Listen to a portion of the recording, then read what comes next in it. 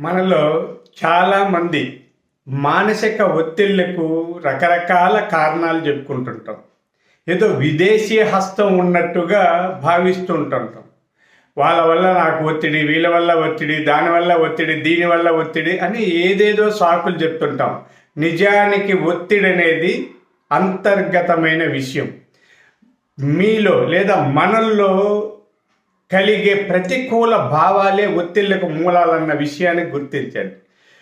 నా కర్మ, నా శ్రాద్ధం, నాకెందుకు ఇలా జరిగింది అనడం, లేదా అనవసరమైన భయం, ఆందోళన వ్యక్తీకరించడం, సంఘర్షణ అంటే మనసులోనే కుమిలిపోవడం, ఎటూ తేల్చుకోలేని సంఘర్షణకు గురి కావడం లాంటి అనేక సమస్యలు అంటే అంతర్గతమైన సమస్యలే ఒత్తిళ్లకు మూలాలు. మీరు అలా ప్రతికూలంగా భావించినా ఆలోచించినా మీ ప్రతికూల దృక్పథాల వల్ల మీ శరీరంలో అడ్రినలిన్, కార్టిసోల్ అనే ప్రతికూల రసాయనాలు ఉత్పత్తి అవుతాయి. వాటి వల్ల ఒత్తిడి కలుగుతుంది, నాడీ వ్యవస్థ కొంత వేగవంతమవుతుంది, నరాలు, గుండె అన్నీ ఇబ్బంది కలుగుతాయి.